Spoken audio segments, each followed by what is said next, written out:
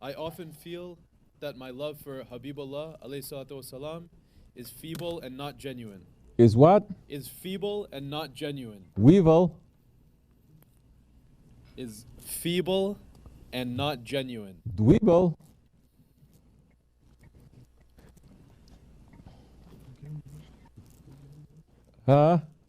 And? How can I attain sincere love for Holy Prophet alayhi salatu wasalam and enable that love to grow endlessly? We can never love the Prophet ﷺ the way that he deserves to be loved. Our love will always be feeble and weak and insincere. The minute you think that you are the greatest one loving him and this and that, shaitan is going to overtake you and fool you. What is it that we are doing that is worth to be presented to the majestic presence of the Holy Prophet ﷺ?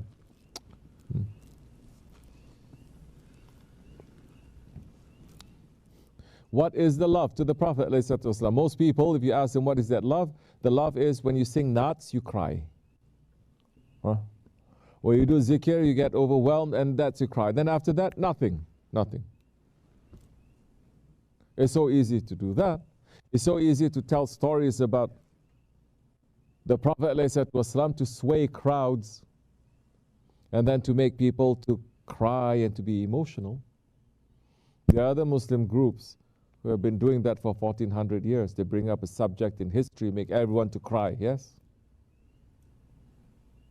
Did that change them? It doesn't. For that time only.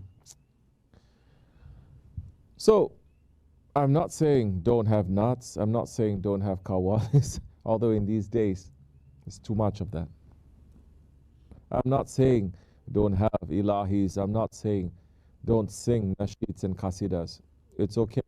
But that is only the beginning step. You are talking to me. Hey, you're asking me a question. Why are you not looking at me? Huh?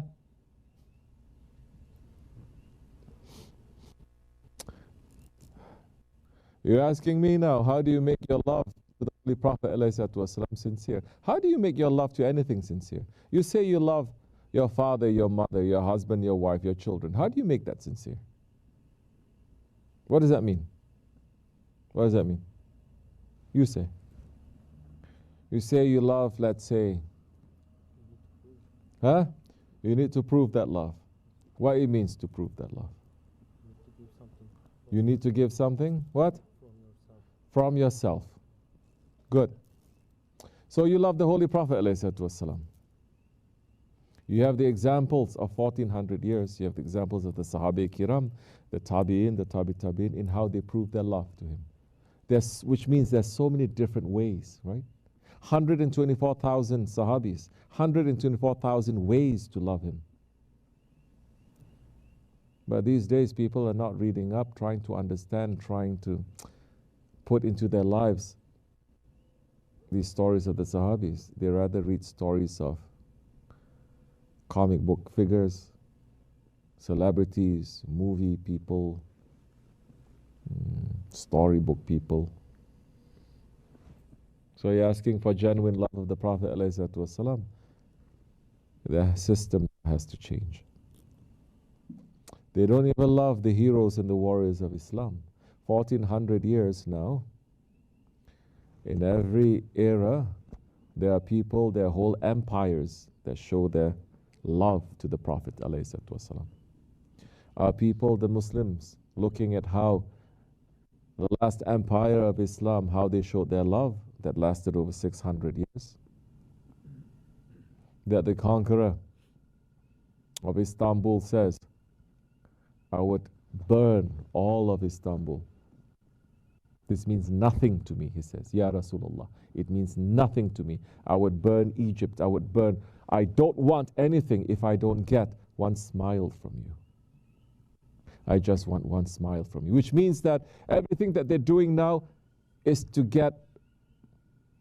for the pleasure of that Prophet. So you live your life. You must have a close relationship to that Prophet ﷺ, through awliya Allah, through the sheikhs. They will teach you. You just reading books. People don't read books anymore. They watch videos and they Google. This is the extent of their knowledge. Religious and spiritual things, same thing. But when you have the opportunity to sit with such people, they will teach you how to love. Now, people in 1400 years, they have all shown their love one way or another, the Muslims have. The Muslim Empire, the last and the greatest one, the OSMANLI, the Ottoman Empire, the whole empire was set up because of the love of the Prophet ﷺ. That even the Padishahs, the most powerful people in the empire, they were writing love letters to the Prophet ﷺ and putting it in his Rawza Sharif. That today, these square-headed shaitanic Wahhabis, they are saying, look, this is shirk. This is what their sultans were doing. This proves that they are shirk because he's writing love letters to the Prophet, praising the Prophet and putting it in his grave as if he is alive, that he's going to read it. But this is showing now how close they felt. Now, so you have to take something out from yourself. You have to give something from yourself. According now, when you have guides, the guides are going to tell you, do it like this, do it like this, do it like this, do it like this. You cannot now drop everything and try to become a Sahabi. This is what the trick of this past century is. They bring you all the way back to 1400 years, and you feel that you want to be like that, but you cannot. You're trapped in every way. So most people, they just give up. They become Wahhabi, 1 day, 2 days, 1 year, 2 years, they give up because they cannot carry it too. But the Muslims, I don't like to use the word evolve, but the Muslims evolve. They change. The asas, the, the roots of the religion never change, but the tree, it grows and grows and grows. And it will fit into Islam will fit into every country, into every situation, into every year, into every zaman, until Judgment Day. So, you want your love to be a little bit more sincere? Follow those who love the Prophet ﷺ. Follow those who are living the lifestyle of the Prophet ﷺ. And follow those who ask you no fee and they're teaching you how to live that lifestyle step by step. Not to swallow everything, not to rush also, step by step. Because it is a commitment.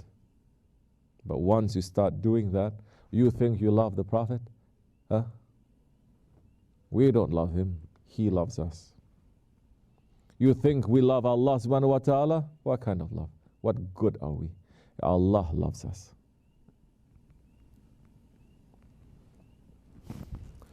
So, be with those ones who love him, and they will teach you. Be with those ones who love him sincerely, and that they are still continuing his mission, not just to say, oh, he used to eat like this, sit like this, wear this. No. It's more than that. Not just teaching him also about his lifestyle, but teaching you now, where do you go now with this lifestyle? Right now in this world, what else do you have to do? What is the mission of the Prophet ﷺ? That is still in this world, that it has to come. It has to come to light. We need to understand and discover those secrets. Hold on tightly, because there will be other challenges. Then the challenges that come to you, they may be very small, mundane. They may be very basic. They may just be because you have a fight with someone, or your child is like this, or your mother is like this. Very small. It's not. And if you're able to control all of that, confusion, you'll be okay. Don't let all those small things also to derail you. Wa min Allahu tawfiq. Al-Fatiha. Ya Allah, forgive me and bless you, inshallah. As much as enough. Assalamu alaikum wa rahmatullah. Okay, afiyat olsun.